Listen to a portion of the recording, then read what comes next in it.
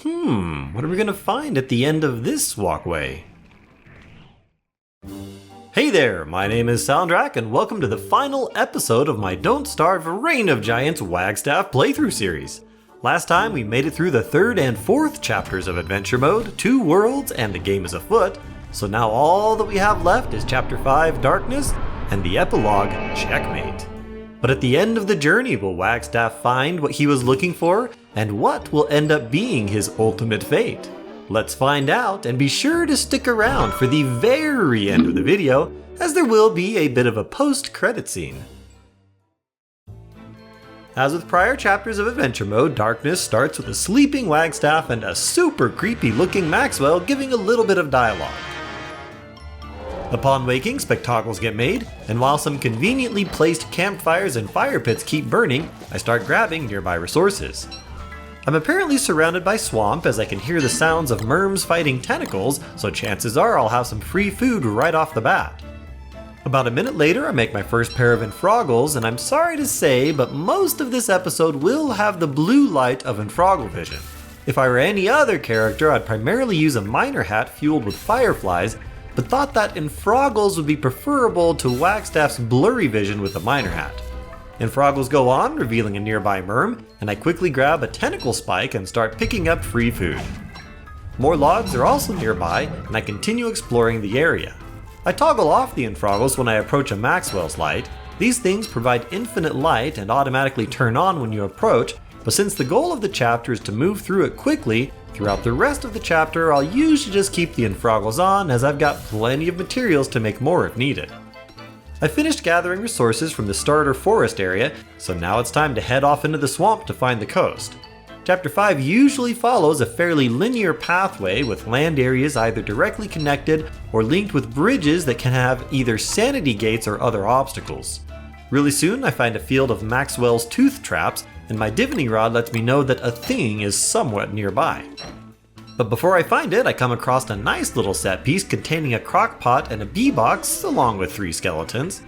Because it's always night in this chapter, the bees will never come out to find flowers, but the box can still passively generate honey when I'm not in the area, as we'll see later on. I make a couple of batches of meatballs in the crock pot and then continue exploring. There's plenty of gold in this rocky land, but I don't bother mining any as I'm pretty sure I have more than enough to finish Adventure Mode. The divining rod announces that the thing is close, and soon enough, I found the ring thing.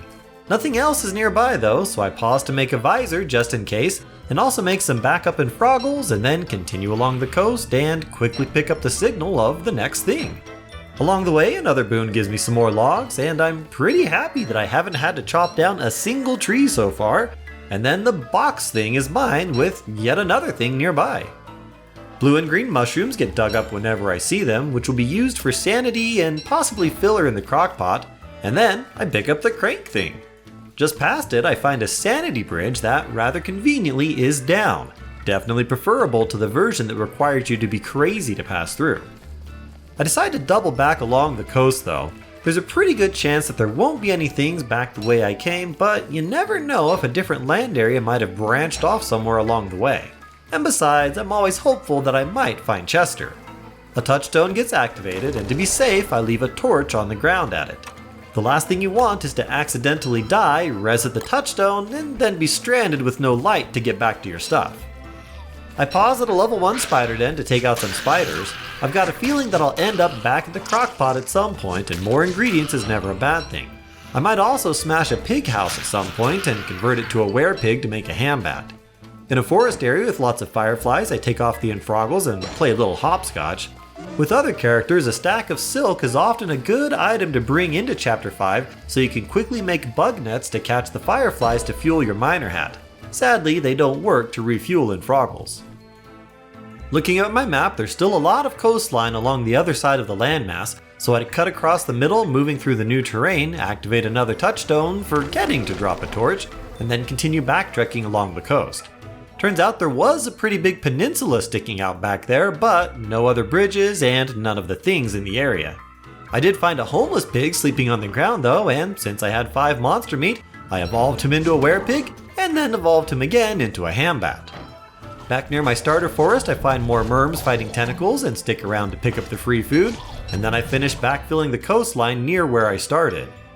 And what are some mandrakes doing out here in the swamp? I probably should have picked them and turned them into soup, as I have no need for pan flutes here, but oh well. Soon enough, I finished my outline of the coast, having found no other bridges or things, and since my sanity was pretty low, I head back to the starter fire pits, cook up a bunch of green caps, and get my sanity nice and topped off before any Bobs or Steves spot me, and then head back to the set piece with the crock pot. Turns out there's some honey in the bee box, so I grab it, forgetting that although the bees don't come out for flowers, they do come out to defend their honey. But I just let them go home again, then make a froggle bunwich to restore my health, cook up several batches of meatballs for the road, and am stocked with enough food to probably last the rest of the journey. I set off for the Sanity Bridge, going through undiscovered terrain for the off chance of finding Chester or anything else interesting. Nope on both counts though, but while passing through the forested touchstone, I do remember to drop off a torch just in case, and then it's across the bridge I go with another thing getting picked up by the divining rod.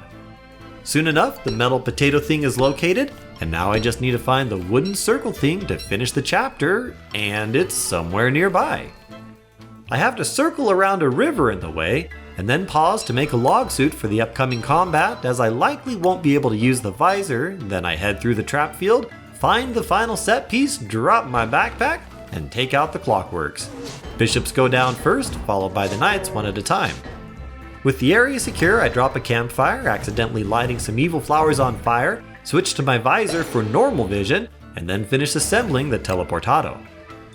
Now, I'm not going to talk at all for the epilogue, and I'm also not going to explore off the main path that leads to the final destination, as I don't want to give away any spoilers, though I will be addressing all of that in my Beginner's Guide series coverage of Adventure Mode. But I do want to point out that I had previously done a live stream of Adventure Mode using WX78. With that disclaimer out of the way, I load up the teleportado with a few basic supplies, as I'll still want spectacles, and then I hit activate and am transported to the epilogue.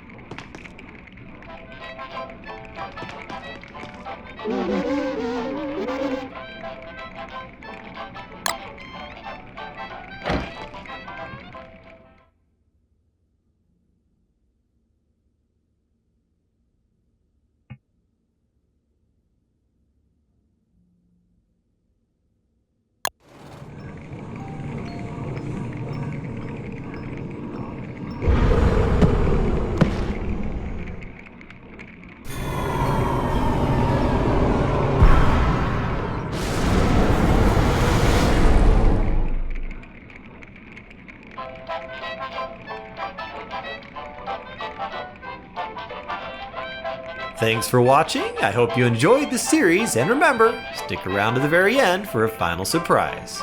Cheers!